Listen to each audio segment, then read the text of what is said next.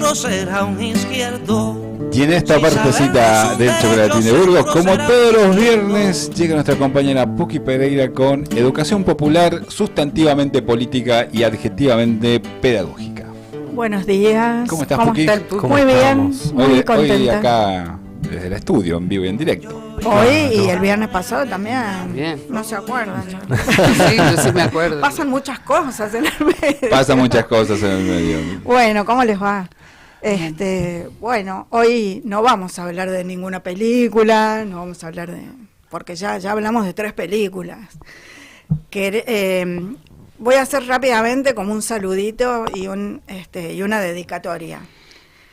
A personas inspiradoras de los procesos populares y acompañantes y referentes y protagonistas de esos procesos populares y sobre todo de la educación popular en nuestro país, 2 que ya se fueron, Pepe Serra de Santa Fe, María Saleme de Córdoba, y Mabel Busaniche, que fue la esposa de la compañera de vida de Pepe Serra, también de Santa Fe, que fueron como quienes anclaron el movimiento de educación popular acá en Argentina.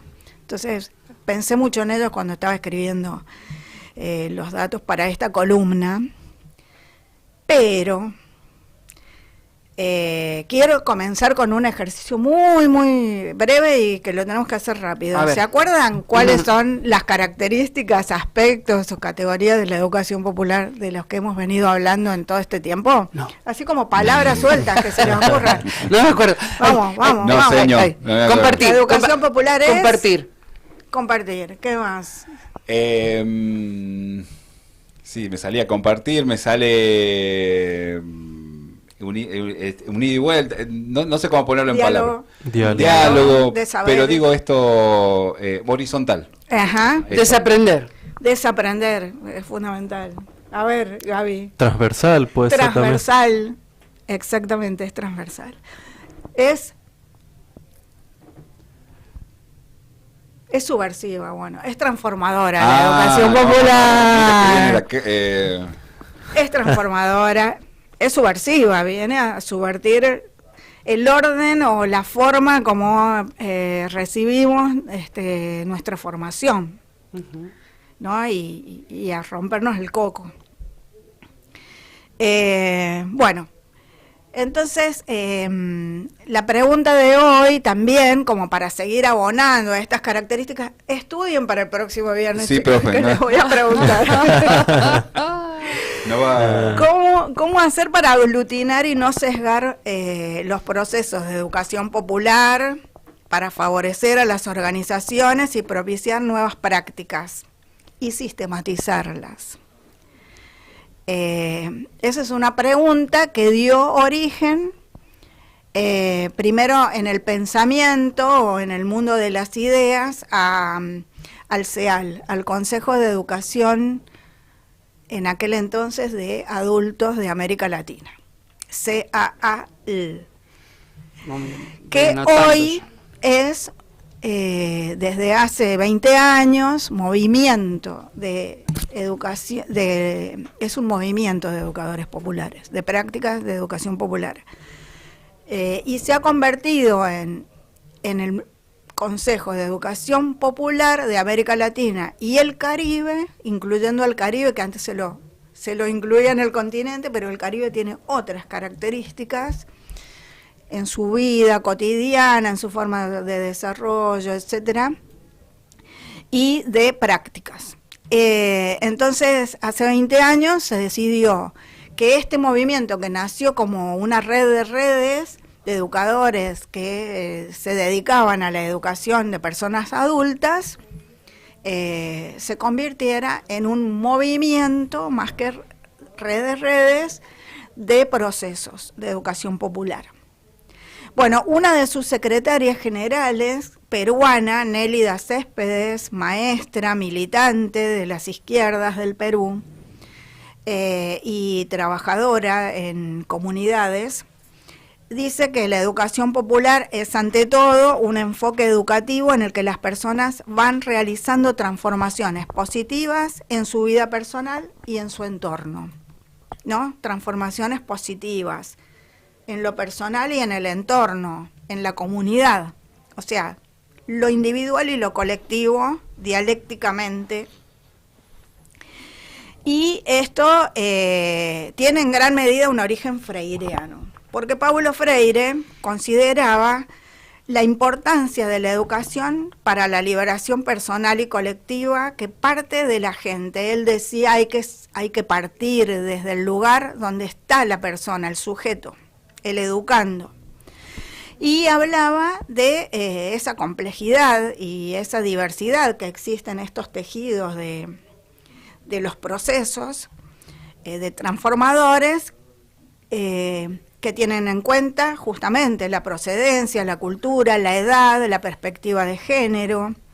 Es decir, que es una educación cuyos conocimientos parten, ustedes interrumpan todo lo que quieran, de la vida misma, y no solo de los libros, para reflexionar, transformarla, y a esa perspectiva se agrega el valor del pensamiento crítico para el análisis de la realidad, ¿no?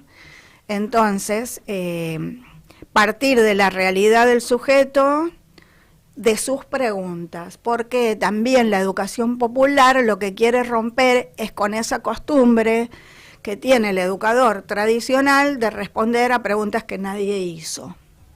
En la escuela, los docentes responden a preguntas que no hizo nadie. Bueno, la respuesta está en los mismos procesos de concientización y de liberación de ese pensamiento crítico en los individuos y en lo colectivo, que surgen a partir de poder analizar, el desarrollo de las capacidades de analizar la realidad. Claro, porque, perdón, eso se desarrolla, la capacidad de analizar la realidad. Todo se porque aprende. También tenemos como un preconcepto de que, es analista, requiere mucha formación, requiere ciertas capacidades intelectuales, y en realidad es un desarrollo que se va adquiriendo, y sobre todo, ¿qué te pones a analizar? En principio te pones a analizar lo que tenés alrededor, lo que conoces. La lectura del mundo, que se llama, ¿no? Claro. Carlos Rodríguez Brandao, un educador popular, antropólogo brasilero, escribió un libro sobre Paulo Freire que se llama El niño que leía el mundo. Es la primera lectura que tenemos en la vida los seres humanos, leer nuestro mundo alrededor. Después llegamos a la escuela y nos cortan esa. Bueno, también el CEAL, también como red de redes, pero después se fortaleció dentro de la concepción movimentista, se impregna de las luchas por el derecho a la educación. Porque este derecho a la educación es el derecho que tenemos las personas de comprendernos a nosotros mismos y de comprender el mundo en que vivimos. Me gustó esa definición de comprendernos, comprendiendo el mundo en que vivimos, ¿no? Comprender no es resignarnos al mundo que vivimos, es poder analizarlo, y bueno, cuando lo analizamos también necesitamos escuchar qué análisis hacen los otros, ¿sí? Bueno, entonces, el CEAL en el pensamiento surge en 1978, año de dictaduras en muchas partes del continente, de nuestro continente, y se forma, se instituye formalmente en el 82, año en que empiezan a diluirse estos procesos autoritarios y los gobiernos, se llama elecciones en muchos países y florecen las experiencias que estaban un poco o clandestinas o apagadas, ¿no? Es una institución, el CEAL, este Consejo de Educación Popular de América Latina y el Caribe, supranacional, no gubernamental, que plantea un trabajo que es aglutinar las experiencias que en toda el Abya Yala trabajan desde la perspectiva de la educación popular, y que fue fundado por Paulo Freire, ¿no? Que fue, por eso antes fue Educación de Jóvenes, de Personas Adultas, por Orlando Falsborda, un gran educador popular que junto con Camilo Torres, el cura guerrillero, colombianos fundaron la sociología colombiana y la Facultad de Sociología en Colombia. Falsborda trabajó con campesinos, pescadores, afrodescendientes de las costas del Caribe colombiano y creó una herramienta metodológica que es la investigación-acción participativa. Es decir, que no hay alguien que viene de afuera a investigar y a hacer extractivismo intelectual o extractivismo de la vida cotidiana de las comunidades, sino que son las mismas comunidades las que se analizan a sí mismas y se investigan. Y el otro baluarte de esa época fue Francisco Biogrossi, un agrónomo chileno que fundó una organización hermosa que trabaja soberanía alimentaria y economía popular y circular, que se llamó Francisco Biogrossi. Ya lo dije. El Canelo de Nos se llama la organización, perdón. Bueno, ellos fueron las primeras autoridades del CEAL. El CEAL a lo largo de todo este tiempo tuvo un montón de autoridades, es una organización muy grande, se reúne en asamblea de tipo horizontal, se toman decisiones, cada 4 años van renovando sus autoridades, tiene un equipo de coordinación estratégica que la conforman personas de organizaciones de distintos países y tiene una secretaría general que a partir del año pasado recayó en nuestro país. 2 compañeras, Rosy Goldar de la Fundación Ecuménica de Cuyo y Sandra Gallo de Canoa de la provincia de Santa Fe, educadoras populares de larga data en sus territorios, ellas son las secretarias generales en este momento del CEAL. Bueno, el CEAL invita a participar a toda experiencia que parte de la situación real del sujeto real, de sus problemáticas, de sus necesidades, para comprender y desarrollar estrategias que reviertan esas situaciones desde abajo, desde sus propias capacidades de comprensión, posicionamiento y análisis. Y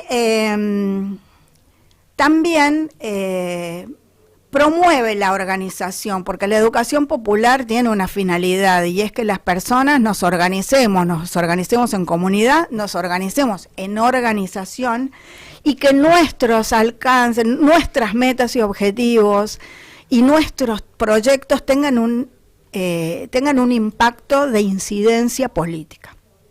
O sea, no es solamente desarrollar proyectos alternativos, es desarrollar proyectos que tengan una incidencia política. Y eso es muy importante. Y acá va la reflexión final que quiero hacer para compartir con ustedes, que es una reflexión aglutinante de todo lo que vinimos diciendo, de lo poco que estudiaron ustedes y compartieron, pero que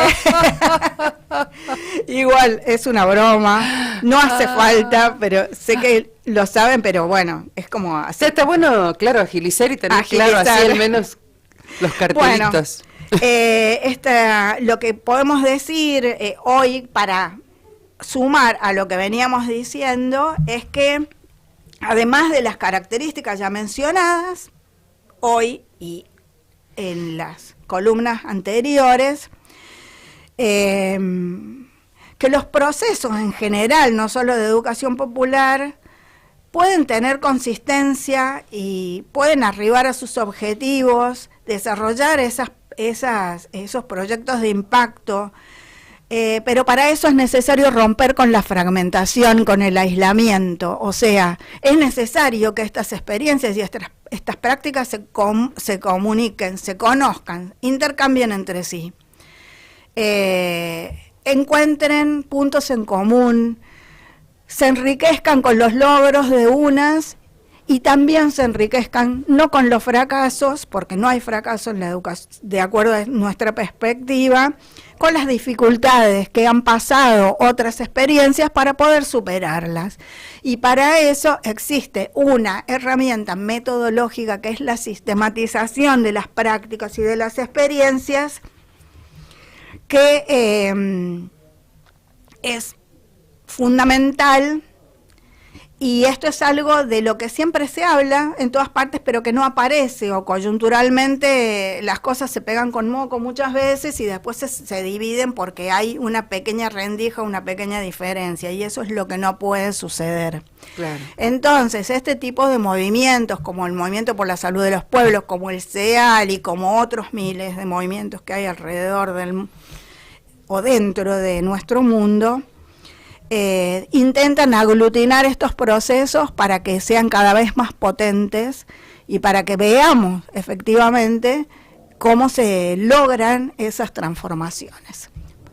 Y la pregunta que es necesaria para analizar, no voy a hacer una pregunta, es la pregunta que hace Silvio Rodríguez, o las preguntas que hace Silvio Rodríguez en Escaramujo, son absolutamente necesarias. La primera pregunta, en este caso, si queremos sumar, es quién está frente a mí, quién es, qué está haciendo y por qué no me junto con él. No me amontono, me uno, se une a mí, o sea, a mí colectivo, ¿no? Al sujeto colectivo, y podemos pensar algo en común. Esa es mi reflexión del día de hoy, y vamos a terminar de escuchar la canción de Silvio Rodríguez. Muy bien. Muchas gracias. Gracias, profe. Gracias, Puki. Gracias. Y Me estudian para la prueba. eso, reenvía tu propia encuesta que habías mandado al principio de este ciclo de tu columna para que se active y podamos a pensar nosotros, además de responder. Vos dijiste un montón de cosas en tu columna. Yo no quise ser reiterativa, pero me encantó porque tomaste... Forma parte de esto de no fragmentar los conocimientos también, ¿no? Claro. Que alguien dice una cosa y después se pasa a otro tema y parece que ya el anterior... Me no llama existe. muchísimo la atención la relación, y nos estamos pasando de tus minutos, pero Ya va a ser está. a cargo mío, la relación que tiene esto que vos nos contás hoy, volver a reflexionar. Yo repienso lo de los maestros que hablamos el otro día, pensar en educadores que eran de los 30, 40, y la relación que tiene con esto, ¿no? O sea, todo la unidad de pensamiento y de acción que hay en todo ese tipo de educación que nos llama a otros conceptos y que en realidad apuntan a justamente direccionar cambios que también tengan que ver con lo político, porque si no hay cambios Obvio. políticos no hay cambios en la Es que sociedad. todo es político. Así es. Muchísimas Muchas gracias. gracias por el tiempo, chicos. Nos volvemos a encontrar la semana que viene. La semana que viene. Nos vamos con Silvio. Gran sí.